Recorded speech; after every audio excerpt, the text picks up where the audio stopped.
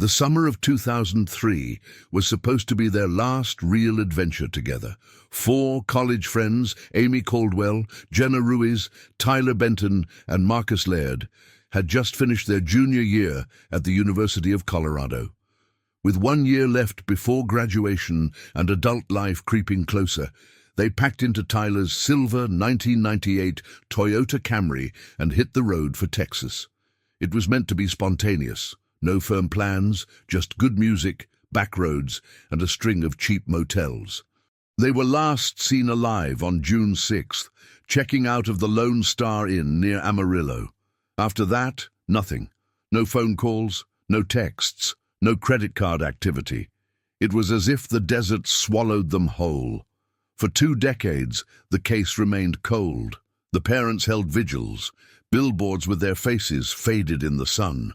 Every few years, a new detective would be assigned, re-interview the same people, and reach the same dead end. Until May 2023, when a crew demolishing an abandoned roadside motel near Lubbock unearthed something that changed everything. A crushed Toyota Camry buried beneath the cracked concrete of the back lot. Inside were skeletal remains, fragments of sun-bleached clothing, and 4 university ID cards. But the discovery only deepened the mystery. Why was the car buried so deliberately? Who had access to heavy equipment in a remote area like that? And why, after all these years, had no one noticed? The story began gaining national traction again, 2 decades after the disappearance. Reporters flocked to Lubbock. Amateur sleuths dug through old records and chat forums. But the more people looked, the more questions surfaced. The motel's previous owner had died in 2009. The property had sat untouched for years, and local authorities admitted that no permit had ever been filed for the paving done behind the lot. It wasn't just illegal, it was secretive. The last known image of the group was captured by a grainy gas station camera on June 5th. Amy was laughing. Jenna was leaning out the window, her long hair blowing wildly in the wind. Tyler was driving, and Marcus sat in the back with a folded map. They had paid cash for gas, snacks, and 2 cartons of cigarettes. From there, they were supposed to take I-27 south toward Lubbock. They never made it. Tyler's mother, Carol Benton, spent years calling hospitals and jails, following up on every sighting. Once, in 2007, a man claimed to have seen Marcus at a rest stop near El Paso. In 2011, a motel manager in Pecos reported a woman matching Amy's description checking in alone, but none of these leads led anywhere. And now, with the discovery of the car, families were forced to confront the unbearable truth. Their children had been close, so close, to being found all along. Yet, something didn't add up. Investigators stated that all 4 doors had been locked from the inside. The keys were in the ignition, the windows were sealed shut, and curiously, the car radio had been removed. It wasn't looted. It was methodically detached and missing entirely. Why go to such lengths to hide a car? And what happened in those final hours before the burial? Local legend tells of strange activities around that stretch of highway, lights in the distance, drifters who come and go, and unregistered construction jobs done in the dead of night. But rumors are easy to dismiss. The question now is whether the truth is buried even deeper than the car itself. As for the motel, authorities confirmed it had once been a popular stop for truckers in the 80s, but fell into disrepair by the late 90s. Multiple owners, repeated code violations, but no official complaints around the time of the disappearance. It was simply forgotten, like the 4 students who vanished that summer night, or perhaps someone wanted it that way. The motel's demolition crew wasn't supposed to dig that deep. According to the site manager, the plan was to break up the backlot and pour a fresh foundation for a gas station chain that had bought the property. But when one of the jackhammers struck metal under 3 feet of cracked concrete, the machine jammed. Curious, a worker began clearing out the rubble by hand. What he uncovered first was a corroded hubcap, Toyota brand. What followed was the unmistakable contour of a buried vehicle. Police were called within the hour. It took 6 more to unearth the entire car. A dusty tarp, wrapped tightly around the vehicle's midsection, had been used to muffle the impact and reduce shifting soil pressure. Whoever buried the car didn't do it in a panic. It had taken time, care, and knowledge of construction technique. Detectives on scene immediately knew this was no accident. The forensic team arrived under the cover of night, wanting to avoid media attention. They pried open the vehicle using hydraulic tools. The air inside was stale, dry, suffocating. Inside, skeletal remains were seated exactly as they'd last been seen in the grainy gas station video. Tyler at the wheel, Amy in the passenger seat, Marcus and Jenna in the back. All seatbelts were still fastened. The ignition was turned to the accessory position. No signs of trauma, no sign of struggle. Just silence, the eerie kind that hangs heavy in the aftermath of something irreversible. The discovery was not announced publicly for 4 more days. The authorities needed time to notify the families and confirm identities. DNA matching, dental records, and personal items left no room for doubt. Each of the 4 college students had died in that car, likely together, likely within hours of their last confirmed sighting. But how? The medical examiner ruled out carbon monoxide poisoning. No trace was present. There was no fire, no gunshots, no broken bones. The bodies were simply still. Investigators were left with what they called a containment death, a rare and poorly understood phenomenon where individuals die in enclosed environments without obvious cause. That explanation satisfied no one, least of all the parents. Lubbock County Sheriff's Office reopened the case as a homicide investigation. Detectives began reviewing property records of the Lone Star Inn and the unnamed adjacent lot where the car had been buried. The trail led them to Harold McKinnon, who had purchased both parcels in 2001. A reclusive man in his late 50s, McKinnon operated the motel with minimal staff and rarely spoke to guests. He died of a stroke in 2009 and was buried in an unmarked grave. No family, no will. Just a cluttered office full of paperwork that was never examined until now. Inside a locked filing cabinet recovered from storage, police found maintenance logs, blueprints of the motel layout, and handwritten notes dated around June 2003. One note stood out, scrawled in uneven block letters: Camry back, night, no plate, 4 inside, don't touch. It was signed only with an H. Detectives traced the handwriting to Harold using a series of old motel registration slips. But if Harold was the one who buried the car, the big question remained: why? There was no known connection between him and the students, no financial gain, no evidence of prior criminal behavior, and no surviving witnesses who could place the students at the motel. Until a woman came forward with a story no one expected. A former housekeeper at the Lone Star Inn, now living in El Paso, saw the news about the buried car and contacted authorities. Her name was Luisa Vega. In a quiet, shaking voice, she told police, "I remember the girl with the bandana. She asked me for ice. That same night, there were sounds, shouting, then nothing." Luisa Vega hadn't spoken about that night in 20 years. She was just 19 then, working under the table at the Lone Star Inn, cleaning rooms in exchange for cash and a cot in the storage closet. She said she never knew the names of the guests, only their room numbers. But she remembered the 4 college kids because they looked like they didn't belong there. They were smiling, laughing. I remember thinking they should be at a beach, not a place like this.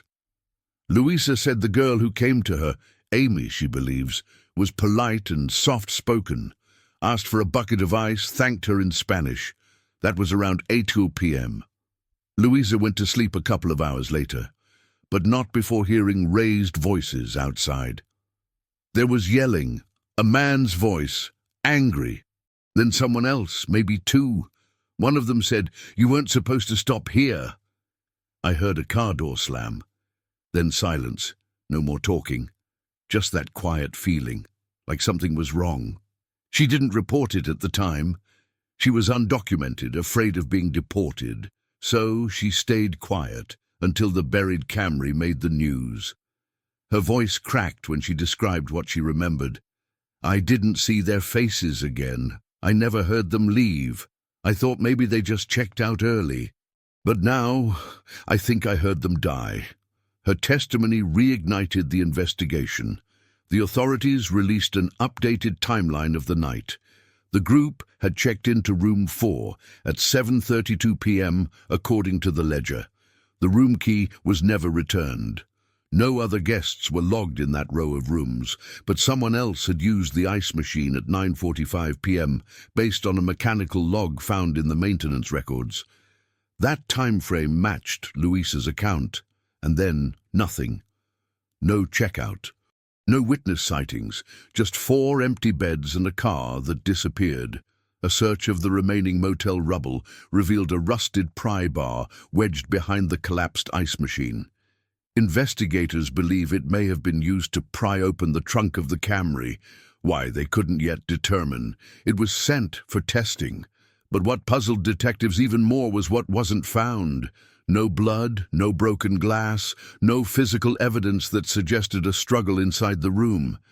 Everything had been wiped clean, sterile, as if the room had never been occupied. Luisa's information led investigators to revisit staff records from 2003. Aside from Harold McKinnon, only 2 others had worked at the motel, a night manager named Calvin Hoyt and a part-time handyman known only as Ricky. Hoyt had passed away in 2015 in a car accident. No family, no known associates. But Ricky, real name Richard Parks, was still alive, now 63, living just outside Amarillo. When approached by detectives, he seemed startled but cooperative. "Yeah, I remember the kids," he said. "Pretty ones. Not the usual crowd. I saw them go into the room. Didn't see them come out." He claimed he hadn't thought about them in years. Said Harold told him never to ask questions when it came to guests. But when shown the handwritten note from the filing cabinet, Ricky's demeanor changed. He stared at it for a long time, then whispered, "That's not Harold's handwriting." Detectives were stunned. Ricky insisted Harold never wrote in block letters. He had a sharp, slanted cursive, looked like chicken scratches. "That's someone else." He asked to see the rest of the motel notes, and when handed them, he immediately pointed to a different page. "This one here, that's Harold. But this one, the one that says 4 inside, that's not his." When asked whose handwriting it might be, Ricky hesitated, looked down, and then said, "I think it was the guy who used to bring him things late at night. Never checked in, always parked around back. I never knew his name. We just called him the Runner." The Runner. It sounded like something out of a pulp novel. But to the investigators working the cold case, that one name opened up an entirely new avenue. Ricky described him as a man in his 40s at the time, tall, lean, always wore a ball cap low over his face. He would show up late, usually after midnight, driving a dark van with no plates. According to Ricky, he never said much. He'd nod at Harold, unload a few unmarked boxes, sometimes take an envelope back with him, and vanish again into the night. When asked what was in the boxes, Ricky shrugged. Could have been towels. Could have been something else. Harold never let me near 'em.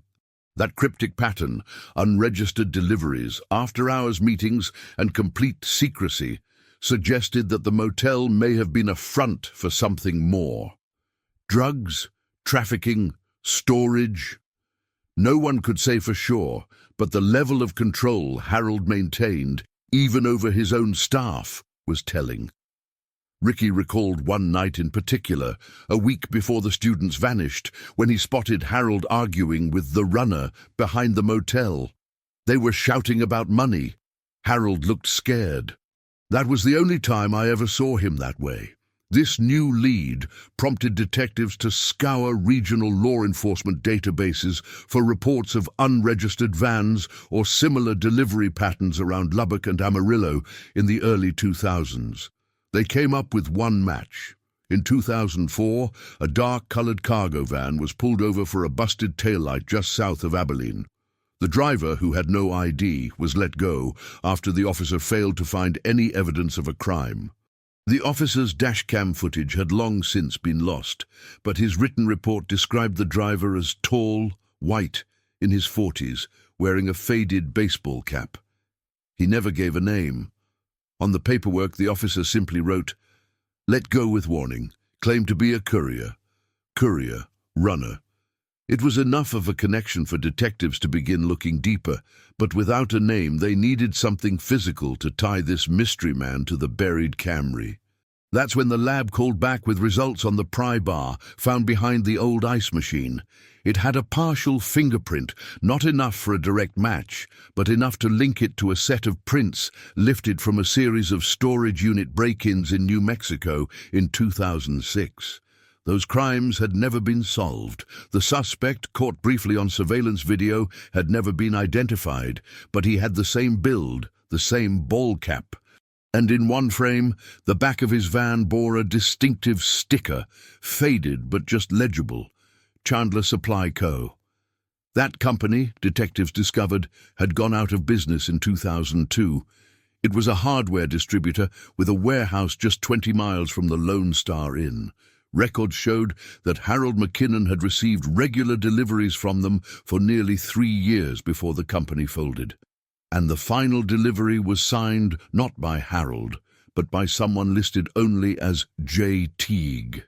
That was the break they needed. Using old employment and business records, they tracked down a man named Joseph Teague, who had worked as an independent contractor for Chandler Supply in the early 2000s. But he hadn't been seen in years, no current address, no driver's license renewals, nothing.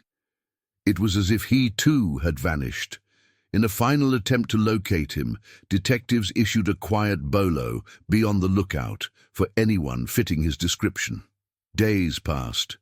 Then in a rural scrapyard outside San Angelo, a state trooper came across a man living in an abandoned RV behind piles of rusted metal, no ID, no plates, a faded Chandler Supply sticker on the bumper. When asked for his name, the man hesitated, then said, "It's Joe Teague." Why? Joe Teague didn't put up a fight. He didn't run or ask questions. When the troopers told him they needed him to come in for questioning, he simply nodded and climbed into the back of the cruiser, his boots leaving dusty prints on the metal floorboard. He looked older than expected, sun-leathered skin, deep lines around his eyes, and a grey beard that hadn't been trimmed in months. But his eyes were sharp, watchful, like he'd been waiting for this moment, or perhaps knew it would come eventually. At the station, investigators laid out what they had: the handwritten note from the filing cabinet, the Chandler Supply connection, the fingerprint from the pry bar, and finally, Louisa Vega's account of the late-night shouting the night the students disappeared. Teague remained quiet through most of it, only blinking slowly as each photo was laid in front of him. When they reached the part about the buried car, his fingers twitched slightly, but he said nothing. For hours he maintained the same stance, arms crossed, eyes down, barely reacting. Then one of the detectives made a calculated move. He slid a grainy, enlarged photo across the table. It was from the 2006 New Mexico storage unit break-in. In it, the silhouette of a man in a ball cap stood beside a van with the Chandler Supply sticker visible in the corner. "We know it's you, Joe," the detective said. "You were there. You were connected to Harold McKinnon. We just want to know what happened that night." Joe stared at the image for nearly a full minute. Then finally he spoke. "You think I buried that car?" The detective leaned forward. "Did you?" Teague didn't answer directly. Instead, he said something that sent chills down the room. That place wasn't just a motel. It was a gate. Things came in and didn't always come out the same. The investigators exchanged puzzled glances. Was this a confession or deflection? Joe leaned back in his chair, looking suddenly very tired. "I brought Harold things. Yes. Sometimes equipment, sometimes packages. I didn't ask. He didn't tell. When asked what happened the night of June 6, 2003, Joe grew quiet again. "I don't know what he did, but I remember driving by the back lot a day later. There was a smell. You don't forget a smell like that. And there were drag marks, fresh concrete. I never asked him about it. Didn't want to know. He insisted he wasn't the one who buried the car. I didn't lay a hand on them kids, I swear it. But he admitted he had been to the motel that night. Dropped something off. A box. Same as always. Harold met me out back. He looked different. Pale. Sweating. Said I needed to go. Now. When pressed on what was in the box, Joe paused. It wasn't mine to open, but it was heavy. Real heavy. Joe's testimony, partial, strange, evasive, was enough to keep him in custody for further questioning, but not enough to charge him. However, one thing stood out. When asked if he'd ever seen anyone else at the motel who wasn't a guest or employee, he mentioned a man who'd appeared a few times in the months before the disappearance. Tall, real clean, always had a clipboard. Drove a state vehicle, I think. Government plates. I figured he was an inspector or something. But no records showed any inspections scheduled during that time. No names matched the description, and Joe couldn't recall a name, just a detail. He wore gloves, every time, even when it was 100 degrees outside. Then, as Joe was being returned to his holding cell, he said something unprompted, almost like a whisper to himself. They weren't supposed to stop there. That's what Harold kept saying, over and over. They weren't supposed to stop here. The phrase echoed in the minds of the investigators long after Joe Teague was returned to his cell. They weren't supposed to stop here. What did that mean? Was it a simple expression of regret? Or did it suggest something deeper, something premeditated? Detective Laura Jensen, the lead on the reopened case, began combing through every aspect of the students' route. The group had started in Boulder, Colorado, and planned to reach Austin by June 8th. Their last confirmed stop was a gas station outside Amarillo on June 5th, but the Lone Star Inn wasn't along the direct route. It sat 6 miles off I-27, hidden behind a line of trees and a rusting billboard that hadn't been readable in years. It was the kind of place you only found if you were looking for something cheap, or if you got lost. Jensen dug into cell tower pings from the last known movements of Tyler's phone. The signal had dropped off entirely at 8:16 p.m. On June 6th, roughly 45 minutes after check-in, that was the last digital trace from any of the 4 students. Their phones never reconnected to a tower. It was as if the motel had become a black hole. Even stranger, a thorough scan of utility records showed that the Lone Star Inn had a brief power outage between 8 and 9 p.m. that night. According to the electric company, a manual breaker trip had occurred at the motel's junction box, shutting off power to all rooms except the office. That kind of action would have required physical access, likely by someone with keys or tools. Jensen and her team returned to the site.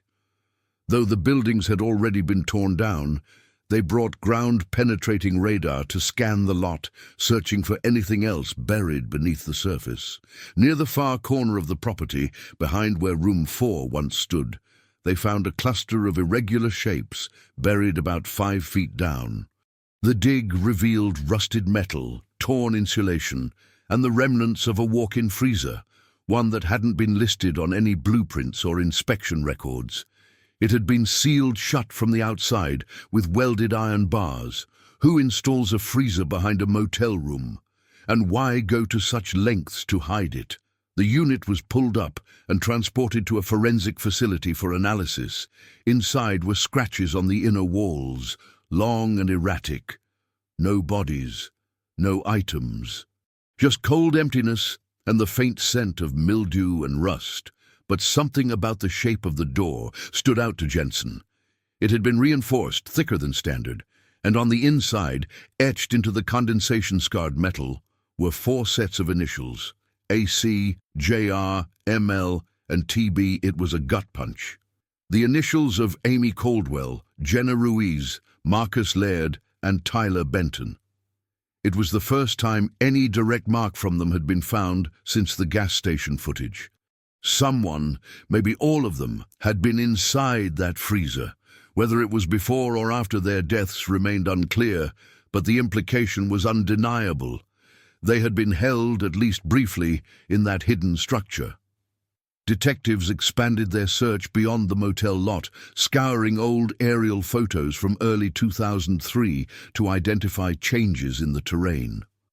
One image, taken in April of that year, showed a large dark patch behind the motel, roughly the same area where the freezer was found. But in the photo dated July, the patch was gone, replaced by a neatly paved concrete slab. No record of construction. No contractor reports, just sudden alteration. At this point, the FBI was formally brought in, citing the potential for interstate criminal activity. They took possession of all motel documents, including a partially burned ledger found in a safe deposit box registered under Harold McKinnon's name. Inside was a single page dated June 6, 2003, listing one handwritten line: Room 4 comped. No charge. Guest of G. Guest of G. It was a vague phrase, meaningless on its own, but to federal investigators it opened a new corridor of speculation. Who was G? A first name? A code name? A reference to an agency, a group, a singular individual with enough authority or fear attached to warrant free lodging and a handwritten note in Harold McKinnon's private ledger? The FBI analysts combed through every page of that scorched book, and patterns began to emerge. Most guests were listed by room number and payment type: credit card, cash, or voucher. But 9 other entries, scattered over the course of 3 years, were labeled only as comped, with various letters beside them. Guest of H, guest of R, and now the final one, guest of G. Only a few matched known names. R was most likely Ricky, the handyman. H could have been Harold himself. But G remained elusive. Complicating matters, those particular rooms, when cross-referenced with the log, often showed no cleaning records, no linen swaps, no maintenance notes. It was as if the rooms were never used, or never cleaned after being used. One anomaly stood out. A booking in March 2002, Room 6, Guest of G, matched the date of a missing persons report filed in Amarillo that same week. A woman named Clarissa Pine had vanished while driving to meet her brother in Dallas. Her vehicle was later found abandoned behind a truck stop off I-27. She was never seen again. Her case had remained unsolved for over 20 years, until now. Amy Caldwell's mother, Lorraine, was informed of the development. She had been the most outspoken of the 4 families, never missing an anniversary, pushing for news coverage long after the public lost interest. Now, staring at the initials scratched inside the freezer and hearing about mysterious ledger entries, she asked the same question the investigators were asking. Was this a one-time tragedy or part of something much bigger? FBI profilers began examining Harold McKinnon's past. Not just his time as a motel owner, but the years before that. They discovered he had once worked for a private construction firm that subcontracted for multiple government agencies in the late 80s and early 90s.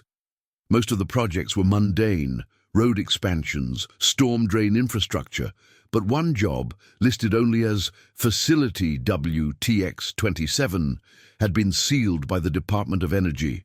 No location, no blueprints, no clear purpose, just a code name and McKinnon's signature as a site lead. When the agents requested access to those records, they hit a wall: national security clearance required. Redacted pages, dead ends. One former co-worker, now living in Arizona, agreed to speak anonymously. Harold was smart, he said. Quiet. Too quiet. He knew how to build things that didn't leave a trace. He got pulled into some hush-hush stuff near Lubbock back then. After that, he quit construction and vanished for a year. Next thing we knew, he was running that motel. The possibility that the Lone Star Inn was more than a rundown roadside lodge began gaining weight. If McKinnon had both the skills and contacts to build hidden rooms, bury cars, and seal freezers into the earth, what else had he built?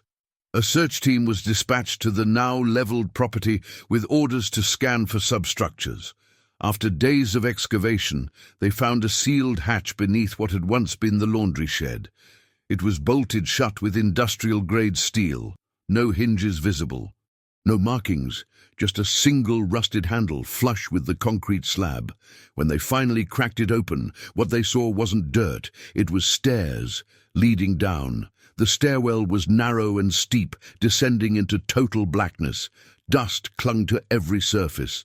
The air grew colder with each step, thick with the scent of mold, iron, and something metallic beneath. The agents moved slowly, flashlights sweeping side to side, revealing walls of poured concrete lined with rusted pipes. It wasn't a basement, it was a tunnel. 15 feet below ground, it curved sharply to the left and continued in silence for nearly 20 yards. Then they found the first door. Steel, unmarked, bolted from the outside. It took 2 agents and a crowbar to force it open. Inside was a small, windowless room, no more than 10 feet by 10. The walls were bare. The floor was stained. A single hook hung from the ceiling. In the corner, a discarded mattress, its fabric torn and yellowed with age. There were no cameras, no recording equipment, but the intention behind the room was unmistakable. Isolation, detainment, possibly worse. The agents found 3 more rooms like it, each one identical, each one sealed from the outside. In the final chamber, there was something different. A metal folding chair sat in the center of the room, facing a small wooden table. On that table, a plastic cassette recorder. Next to it, a stack of blank tapes, except for one. It was labeled in black marker 6603R4, room 4, the date of the student's disappearance. The agents bagged the cassette and immediately sent it for forensic preservation before attempting playback. While that process unfolded, the FBI sealed off the entire site. News of the underground bunker leaked almost instantly, triggering national media attention. The term Texas Motel Dungeon began trending within hours. Families of other missing persons began calling investigators, convinced their loved ones had passed through that stretch of highway. Suddenly, it wasn't just about 4 college kids. It was about the possibility of something larger, an operation that had been buried and forgotten beneath the dust of West Texas for decades. Meanwhile, the forensic team began analyzing the cassette. It had degraded over time, warped slightly from heat and age. But after several hours, a partial recording was recovered. The audio was faint, muffled, filled with static, but voices could be heard. Multiple. A female voice panicked, "Please, why are we here?" A male voice, tense, whispering, "Don't talk, don't say anything else." Then silence, then a sound, a click, like a door locking, followed by footsteps, then another voice, this one deeper, calm. "Room 4, I told you to keep driving." The rest of the tape was unintelligible. But the effect on investigators was immediate. Someone had recorded at least a portion of the students' final hours. It confirmed they were moved underground. It confirmed they had been held. But who was the third voice, and why did it sound composed? The FBI returned to their records on Harold McKinnon's associates. One name surfaced repeatedly in the construction contracts from the late 80s, Gerald Strickland. A logistics coordinator turned site manager, Strickland had worked closely with McKinnon on sealed installations. But while Harold left public records after opening the motel, Strickland had simply disappeared. No tax filings after 1994, no death certificate, no relatives, just a P.O. box in Odessa that had remained open until 2005, 2 years after the disappearance. Strickland's signature appeared next to McKinnon's on 5 classified project blueprints, all tied to facilities in the Texas Panhandle. When agents attempted to access those documents, they were denied under a national security exemption. It was the first time in the investigation federal clearance had blocked access. Whatever had happened under the Lone Star Inn was now bumping up against something bigger, something protected, something that didn't want to be uncovered. But then, late one night, Agent Jensen received an anonymous email. No subject line, no sender traceable, just one sentence. Strickland's still alive, and he's watching. The email rattled Agent Jensen. There was no IP to trace, no origin point, just a dead-end relay server bouncing through multiple countries. Whoever had sent it knew what they were doing. And more importantly, they knew the FBI was getting close. Jensen ordered a full background investigation into Gerald Strickland, digging deeper than before. Military records showed he had once served in Army intelligence during the early 80s, specializing in logistics for off-book operations. After his discharge, he joined a series of private contractors that handled sensitive construction, a euphemism often used for facilities the government didn't officially acknowledge. His name came up in audits linked to emergency bunkers, isolated communications hubs, and one curious note in a heavily redacted file. Containment Architecture Approved, GS. That file was tied to a 1991 project near Amarillo. The coordinates were blacked out. The budget $14 million. The structure unknown. McKinnon was listed as the lead site engineer. This was more than a coincidence. But then came the biggest break. A whistleblower, retired Air Force intelligence, name withheld, contacted the Bureau after hearing about the buried car on the news. He told investigators that in the early 2000s he'd been briefed about a decommissioned structure converted for asset control. When pressed, he clarified, "You'd use it if someone needed to disappear temporarily or permanently. It wasn't official, and it wasn't legal." He couldn't confirm if it was the Lone Star Inn, but his description matched the terrain, the dimensions, and the access tunnel. He also mentioned something that had never been reported publicly, that the facility's layout included an acoustic chamber with ceiling restraints.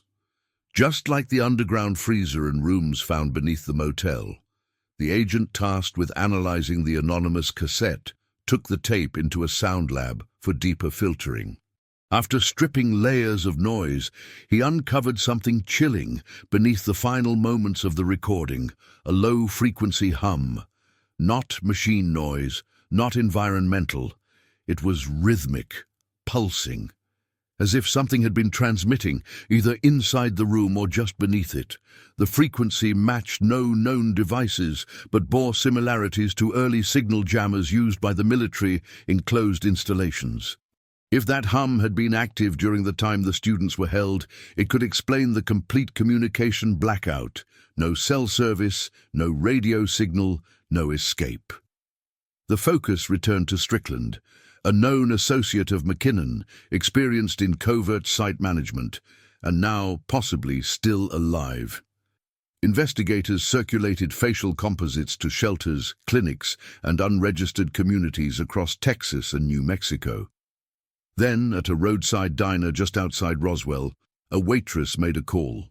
An older man had come in 3 nights in a row, never ordered much, always sat facing the door, wore gloves even when eating, paid in cash, never talked, but he'd left behind a folded receipt with a name scrawled on the back.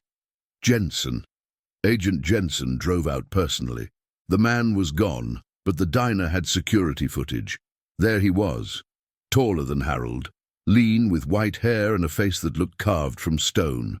He wore a dark windbreaker and jeans, no fingerprints on the glass, no traceable vehicle, but under magnification, analysts spotted something clipped to his belt, a small black pager, obsolete technology, except in one very specific world, facilities still running legacy comms systems on isolated loops. Some bunkers still use them, not for messages, but for triggers, and then came the message, this time in a white envelope, slid under the front door of Jensen's motel room. No return address, no postmark. Inside was a single photo. 4 young people standing in front of a car, smiling. Amy, Jenna, Marcus, Tyler. On the back, written in block letters, "Not the first, not the last." Agent Jensen stared at the photo, her hands trembling slightly as she turned it over again. The image was crisp, unnaturally so, developed with professional equipment, not the kind used for casual snapshots. The 4 students were smiling, unaware, standing in front of the Toyota Camry. The timestamp in the corner was a detail only she would notice immediately.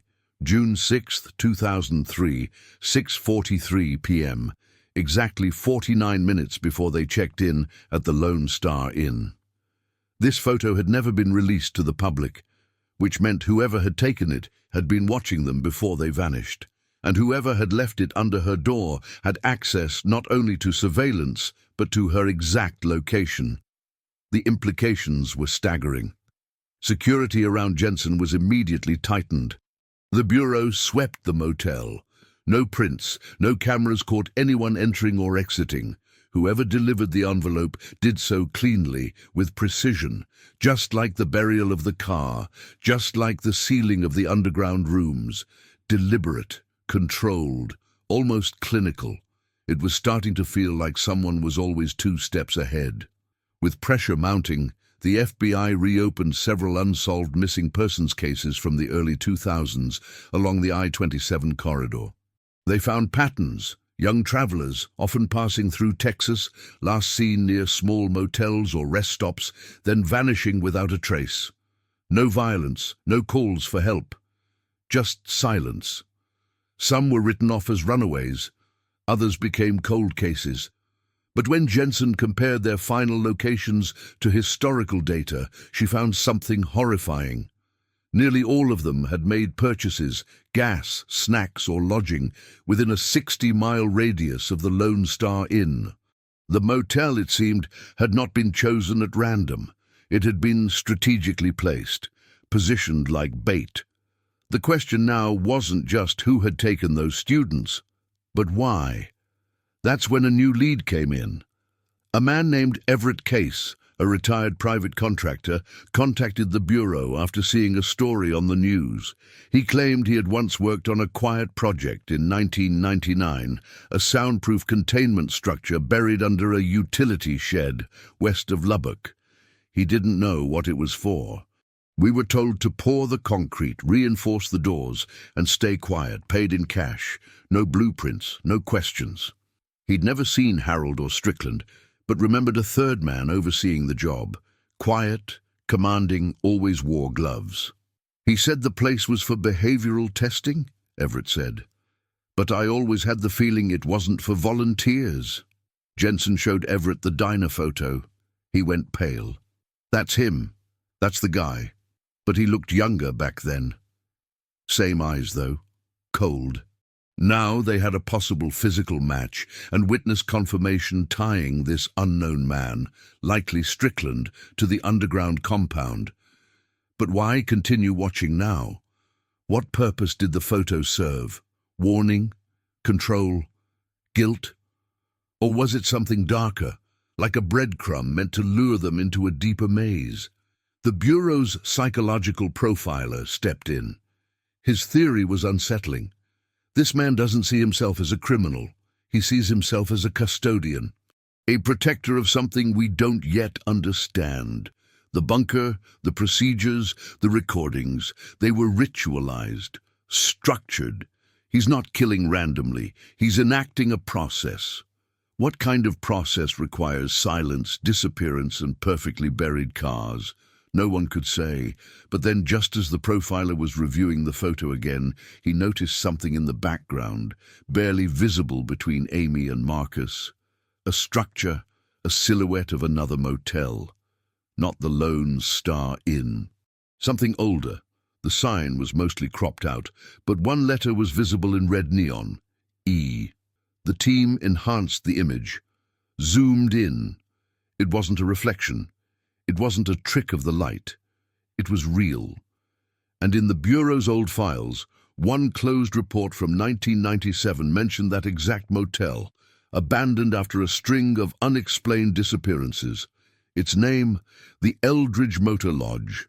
The Eldridge Motor Lodge had been shuttered for over 25 years. Located 70 miles northwest of the Lone Star Inn, it sat like a decaying skeleton on the outskirts of a forgotten service road. The property had passed through 5 owners since its closure, each one defaulting or walking away without explanation. Locals whispered that the place was cursed. Teens dared each other to sneak in after dark, but most wouldn't get past the front gate. Something about it felt wrong. The Bureau dispatched a field team early the next morning, arriving just after sunrise. The building's facade was crumbling, its sign twisted and rusted, the red E barely hanging on by a bolt. Overgrown weeds consumed the parking lot, and graffiti covered the faded brick walls. But the inside told a different story. The lobby was coated in dust, yes, but it was undisturbed. No broken furniture, no rodents, no signs of vagrants. It felt preserved, like someone was keeping it exactly as it was. Room keys still hung behind the front desk, labelled in neat handwriting. A guest logbook sat open on the counter, its last entry dated July 15th, 1997. And beneath that logbook, in the drawer, was something even more chilling. A thin manila envelope labelled simply 4G. Inside were black and white photographs, 7 in total, all of young adults, some smiling, some candid. One showed a girl standing on the hood of a car with her arms outstretched, another a couple sitting by a gas station. None of the individuals were ever identified publicly, but facial recognition software would later confirm that 5 of them matched names from unsolved missing persons cases in the region, disappearances dating back to 1992. On the back of each photo were initials and dates, all of them pre-2000, all of them ending in a short red slash mark, like a tally or a signature. The agents continued through the building room by room. Each appeared untouched, beds neatly made, bathrooms dry. But then they reached room 9. The door was locked and, unlike the others, its number was scratched out completely. They forced it open. Inside was a single wooden chair, facing the wall. A hole had been punched through the drywall near the ceiling, revealing what looked like a hidden conduit, wiring thick and insulated, running somewhere behind the wall. And on that wall, scrawled faintly in pencil, were dozens of names, some first names, others just initials. At the bottom of the list, written larger than the others, was one word: excited. The wiring led the agents to a sealed panel in the floor beneath the bed frame. It took nearly an hour to pry it open, but what they found was familiar. A narrow shaft leading downward, like the tunnel beneath the Lone Star Inn. Another subterranean space. Another secret. The team descended cautiously, this time prepared. But what they found wasn't a corridor of rooms. It was a circular chamber, concrete walls, ceiling 12 feet high, and in the center a single podium. On it sat a dusty reel-to-reel recorder. Next to it, a notebook. The first few pages were blank. Then, in tight, almost surgical handwriting, it began, "This is the process. Silence is the beginning. The body is the vessel.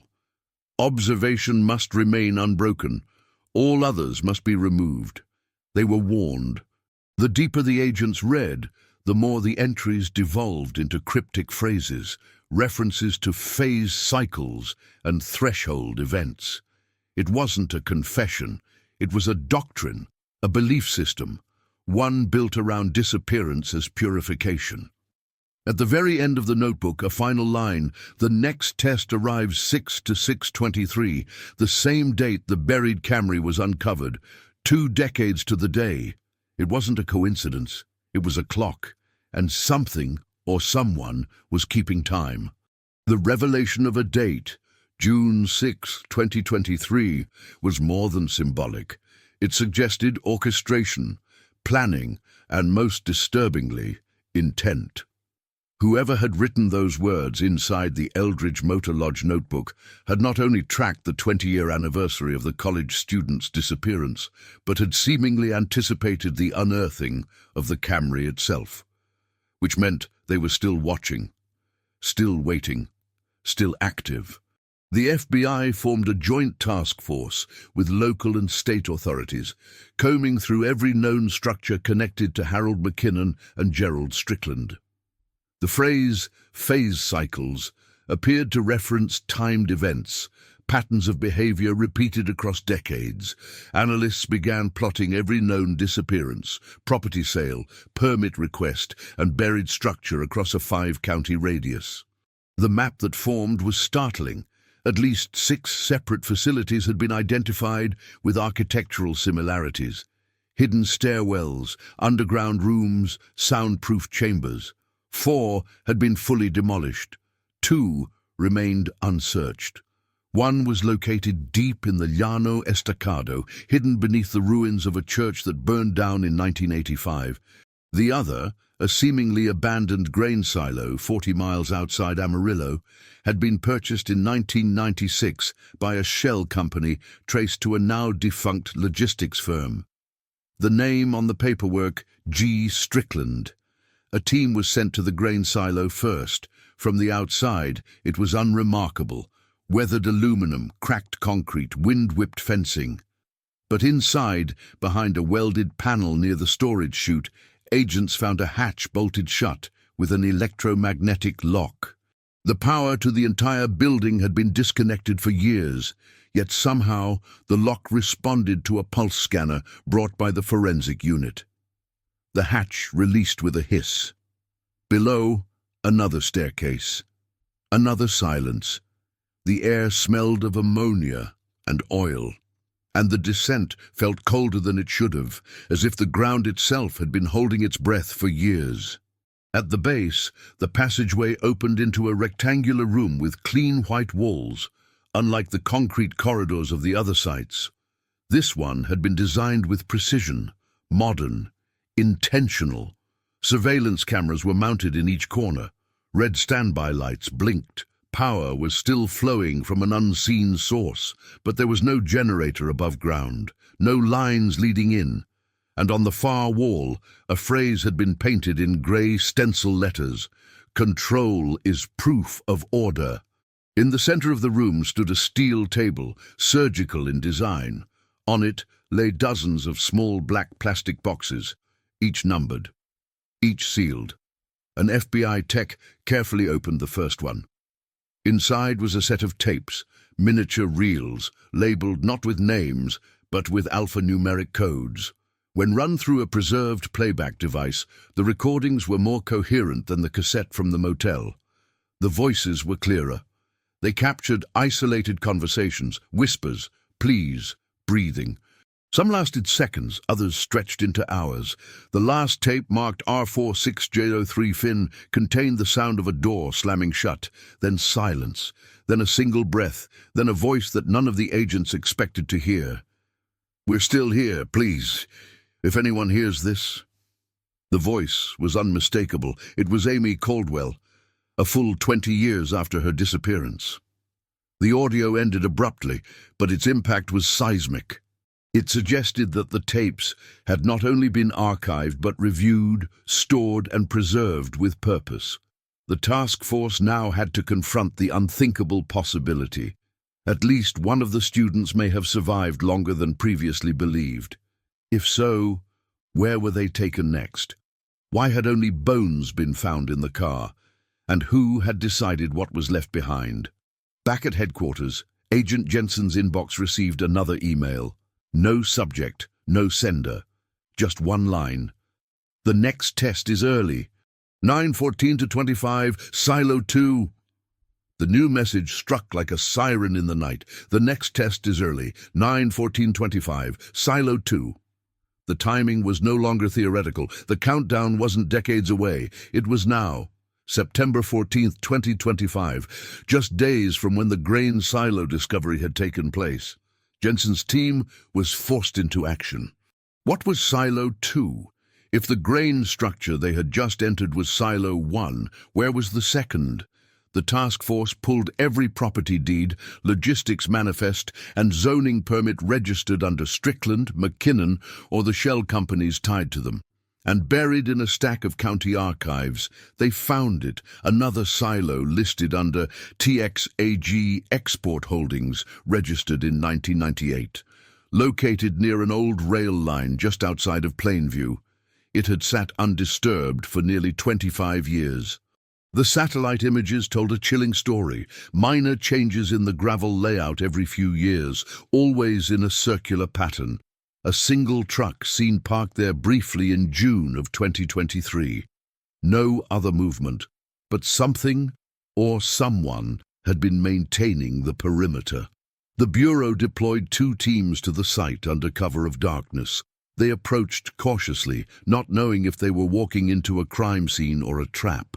The silo's upper chamber was coated in dust, but the floor was strangely clean in the center, as if something had recently been moved. A faint humming sound pulsed from beneath the steel grate in the center of the floor. A metal chain had been clipped to a hidden latch. They pulled.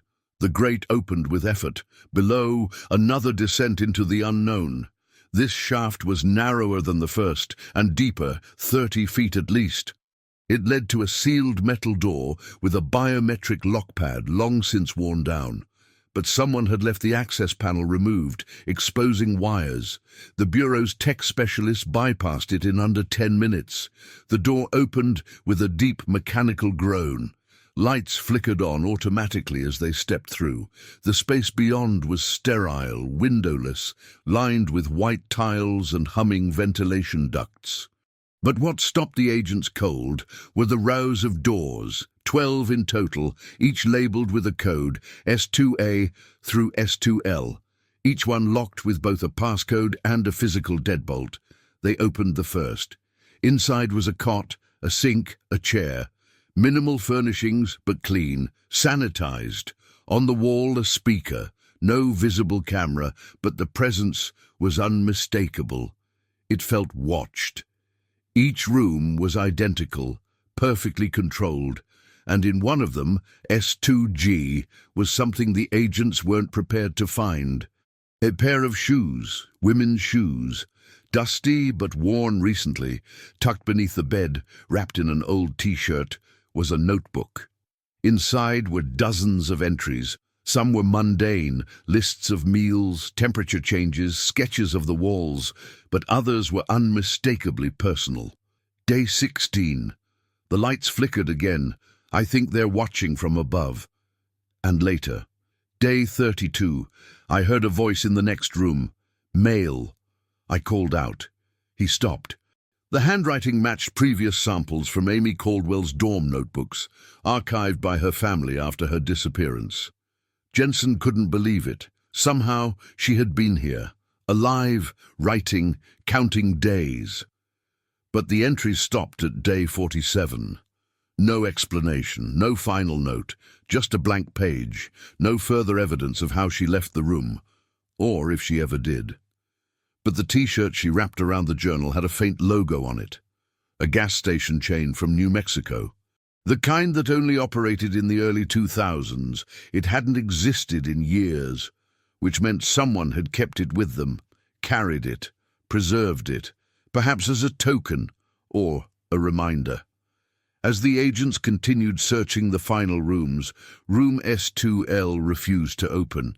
The keypad was dead, the bolt rusted shut. But on the door, scratched faintly into the metal, was a single word: observe. The word observe, etched into the door of room S2L, didn't look recent. The grooves were faded, the edges smoothed by time. But the message was deliberate. It wasn't a tag or vandalism. It was a command, or perhaps a label. The FBI agents worked carefully to breach the rusted door. A small hydraulic jack finally cracked the hinges loose. As the door opened, a wave of cold air escaped, stale and unmoving. The room beyond was not like the others. It was darker, deeper, sunken, slightly below floor level. The walls were black instead of white, lined with strips of copper wiring and what looked like acoustic foam. At the center of the room was a chair, plain metal, bolted to the floor. Mounted directly in front of it was a narrow window, maybe 3 feet across, made of thick glass. But the window didn't look outside. It looked inward, into another space, another sealed room, visible only through the glass. And in that chamber, lit by a dim yellow bulb, sat another chair, empty, facing forward. The symmetry was unsettling. A chair to sit in, a chair to watch, an observer and a subject, no notes, no camera, no explanation. Jensen stared through the glass and felt a deep chill crawl down her spine. The bulb inside the second chamber flickered, just once. Then again. "Power's coming from somewhere," one agent muttered, checking the live wires along the baseboard. But the wiring didn't lead up or out. It snaked down, beneath the floor. Whatever system was powering this silo was hidden even deeper. The notebook found in room S2G had mentioned voices. "A man," Amy had written, "calm, precise, never speaks more than 5 words, says he's watching for results." No other context, no identity. But the language mirrored the words found in the Eldridge notebook. Observation must remain unbroken. Jensen suspected room S2L was where it happened, where the watching occurred. But what had they been watching for? Behavior? Breakdown? Suffering? There was no blood, no restraints. But the psychological weight of that configuration, the enforced gaze, was heavy. In the far corner of S2L, they found another hatch, smaller, unlocked. Inside was a vertical shaft no wider than a laundry chute. A ladder led down. No sound came from below, just darkness. Jensen hesitated, then descended. At the bottom she entered a chamber unlike any seen before. It was circular, domed, the walls coated in graphite paint, designed to absorb both light and sound. It was entirely silent, no echo, no hum, a true dead zone. And in the center sat a console, old, analog, covered in switches, dials, and a small blinking green light. The only sound was a faint whir from deep behind the wall. Jensen flipped the nearest switch. Nothing. Then another. A hum built, faint and rising.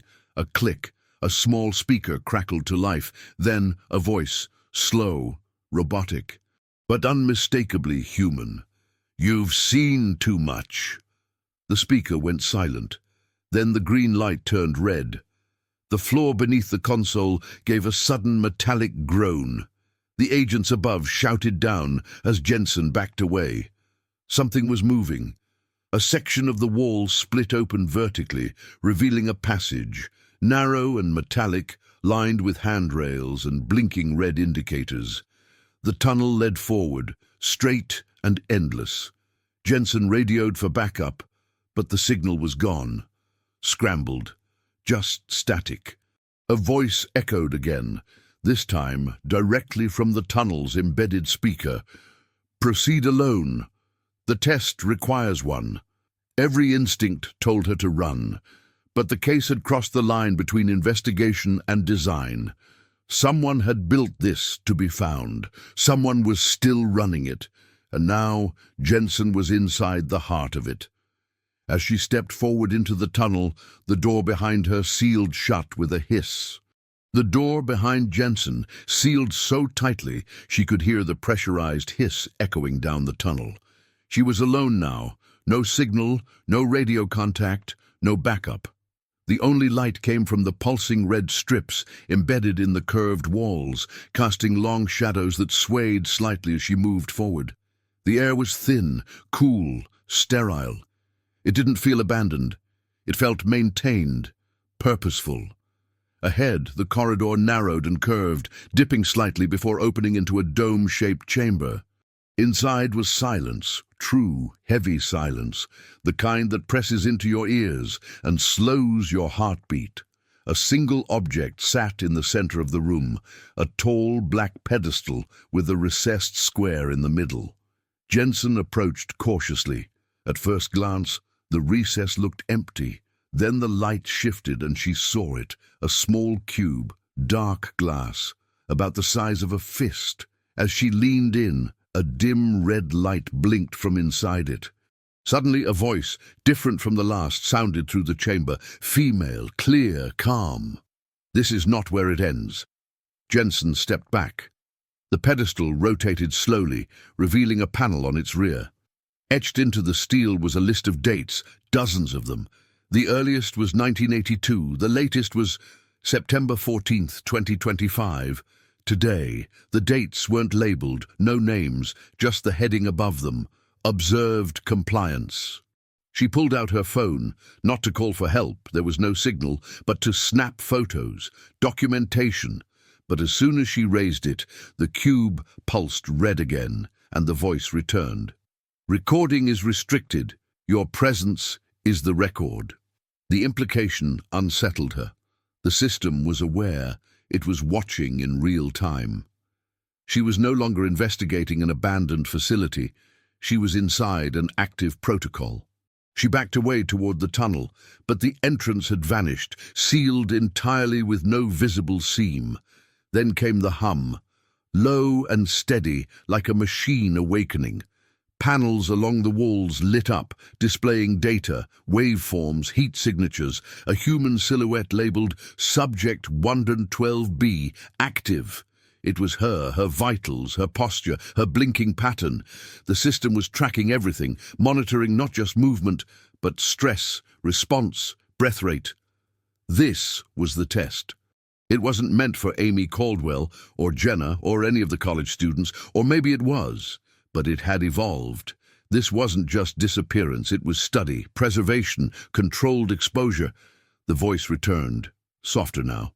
"We required their silence, we require your response." Jensen tried every angle of the chamber, every wall panel. No give, no exit. The pedestal lit again, this time showing a projection. A brief, flickering image of 4 figures seated in a small room. Amy, Jenna, Tyler, Marcus. They weren't screaming, they weren't bound, they were still, observed. Then the image faded, replaced by a question projected on the far wall. Is memory a prison or a bridge? It made no sense. It wasn't part of any known psychological experiment. And yet, it felt rehearsed, coded, like a mantra she wasn't meant to understand, only react to. She spoke, uncertain. A bridge. The hum stopped. The red light turned green. A click sounded behind her as part of the wall slid open, revealing a new tunnel, longer, darker. She hesitated, then stepped through. The door closed silently behind her. The floor here was smoother, colder. This wasn't concrete anymore. It was something else. Polished, seamless. The air smelled different, sanitized. And ahead, maybe 20 feet away, was another door. This one had a window. As she approached, her breath caught. On the other side of the glass, in a stark white room, sat a woman on the floor, pale, thin, barefoot. Her head turned slowly, her eyes locked with Jensen's. Then, with a trembling hand, she reached up and wrote a single word on the fogged glass. Amy. Jensen froze. The woman on the other side of the glass had sunken cheeks, brittle hair, and a face lined with exhaustion. But her eyes, wide and unmistakably blue, matched every photograph Jensen had ever seen of Amy Caldwell.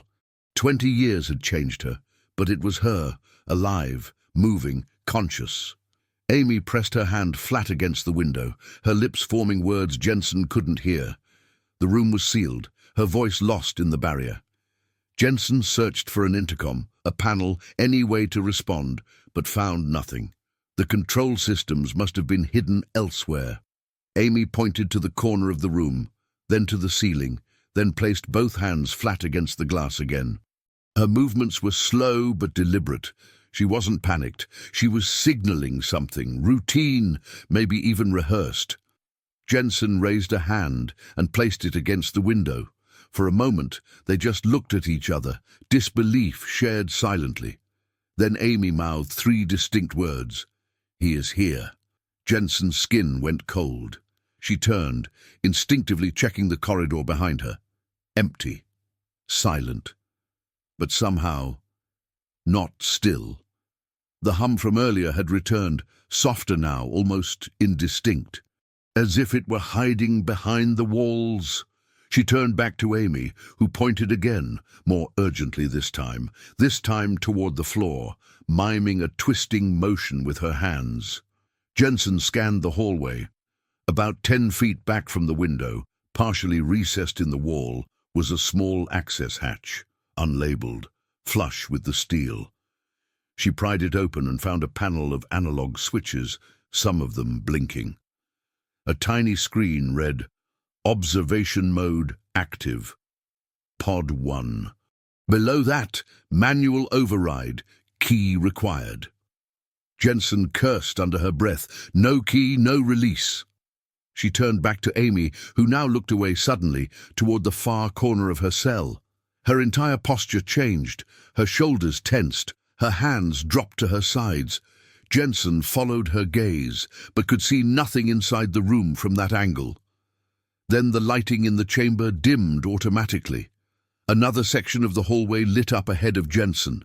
A panel slid open to reveal a new corridor, curved and gleaming, like the inside of a medical facility. No dust, no rust. A stark contrast to the bunker above.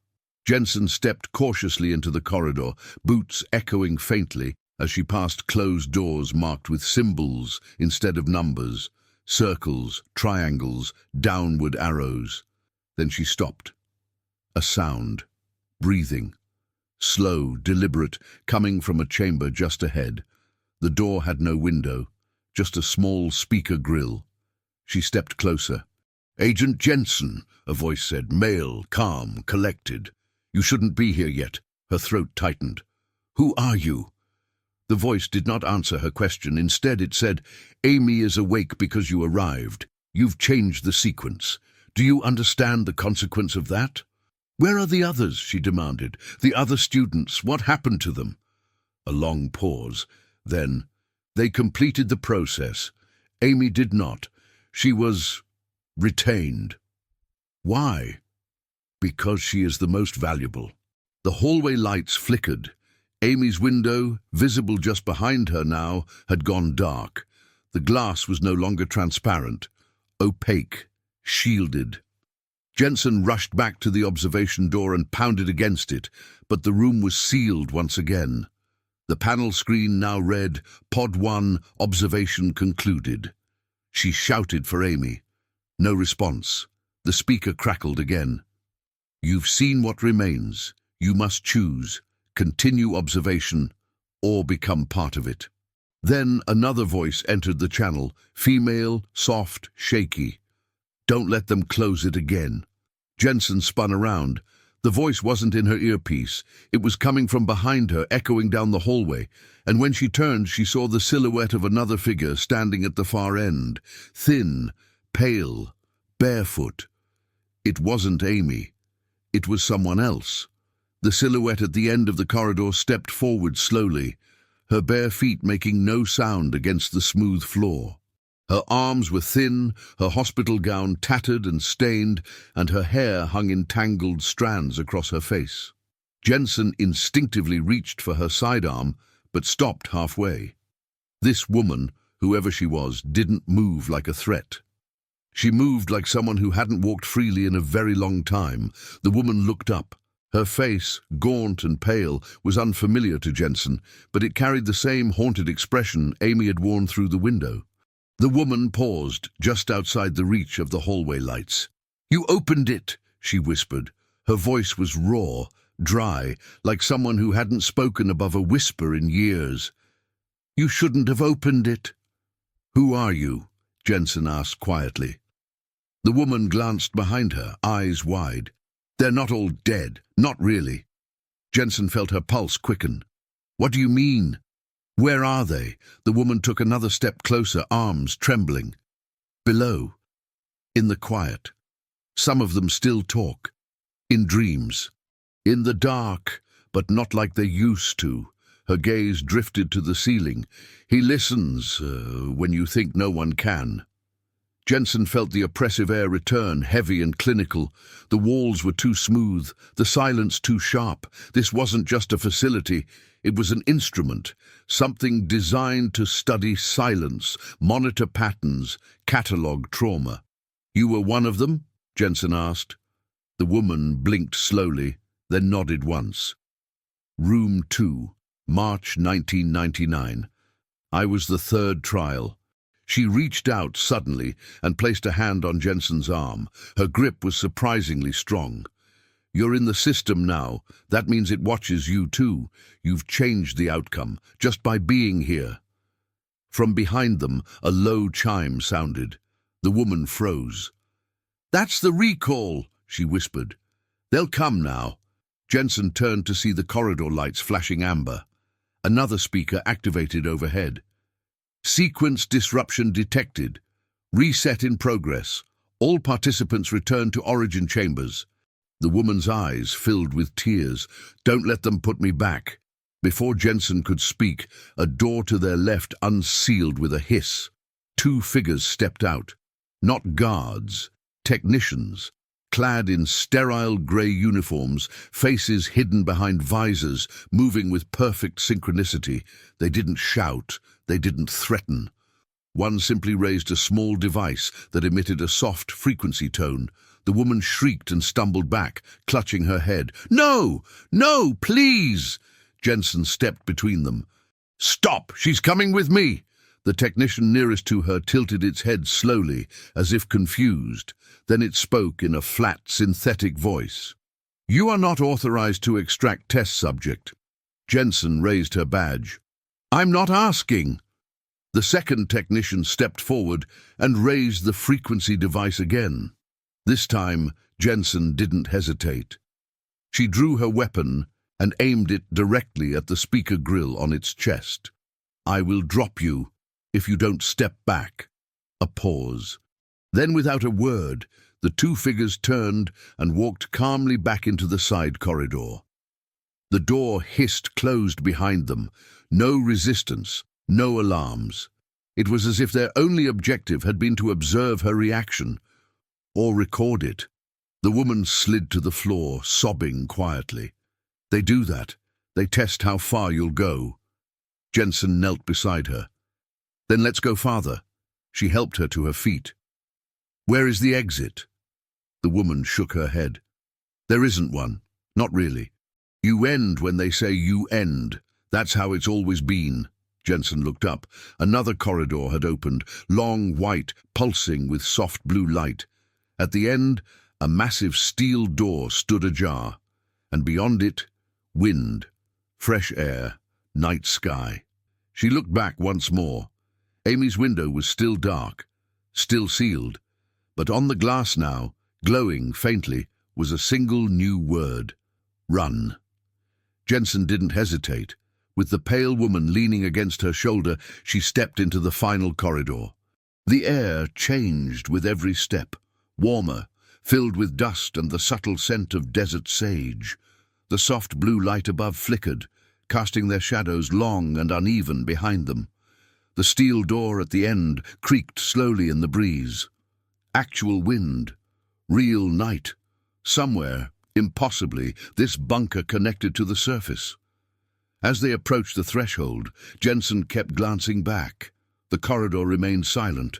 No footsteps, no alarms. Only the echo of the woman's breathing and the memory of that glowing word, run. They emerged into open air. Stars blinked above in a moonless sky, vast and unfamiliar. They were in a basin, surrounded by high, jagged ridges. No buildings, no road. Just an ancient service path leading up through the rocks. The exit, if it could be called that, was nothing more than a reinforced outflow tunnel, half covered in brush and caved-in rock. This place had been hidden intentionally, buried by time and design. Jensen checked her phone. Still no signal. She looked at the woman beside her. "Can you make it?" The woman nodded weakly. "If we stay out, they'll hunt. They always do. But not during daylight. They don't like daylight." Jensen pulled her jacket over the woman's shoulders and began helping her up the slope. Every crunch of gravel underfoot sounded impossibly loud, but the night remained still. Above them, a satellite passed silently across the stars. Somewhere in that void, the rest of the world kept spinning, unaware of what lived beneath the skin of Texas rock. By the time they reached the ridgeline, dawn was beginning to stretch across the horizon. The orange hue lit up the basin behind them. It looked empty now, deceptively peaceful. Jensen scanned the landscape and spotted a rusted fence line in the distance. Beyond it, a road, possibly a highway. The woman collapsed to her knees in the dirt, sobbing. "I haven't seen morning in years." Jensen didn't say anything. She crouched beside her, scanning the terrain for any sign of pursuit, but the hatch behind them remained closed. No dust, no sound. She tapped the emergency GPS transmitter embedded in her watch. Silent, just static. But it was daylight now, and that, for the moment, was enough. They followed the fence line until they reached the road. Nothing passed for nearly 30 minutes. Then, finally, a rusted pickup crested the hill. Jensen stepped into the road, badge held high. The truck screeched to a halt. An old man leaned out, squinting. "You ladies okay?" Jensen nodded once. "We need to call the FBI." 3 hours later, a federal team airlifted them to a secure base near Lubbock. Medical exams were rushed, statements taken. The woman, whose name was eventually confirmed as Rebecca Toller, missing since 1999, was placed under protection. Her story matched the architecture, the procedures, the tests. But some parts of her memory were foggy, as if overwritten or suppressed. She remembered Amy, recalled her voice, her strength. "She kept trying to remind us who we were," Rebecca said, "even when they erased the rest." Jensen was debriefed, tested, then placed under temporary quarantine for psychological evaluation. The Bureau launched a formal investigation into the silos and bunkers. But when they returned to the ridge where Jensen escaped, they found nothing. The outflow pipe was gone. The ridge collapsed. No tunnel, no corridor, just earth. Satellite scans showed only desert, no signs of construction, no anomalies. It was as if the mountain had sealed itself shut. The tapes were archived, the silo files locked away. Publicly, the case remained partially solved. The official statement: the remains of the 4 students were recovered. Foul play suspected. Investigation ongoing.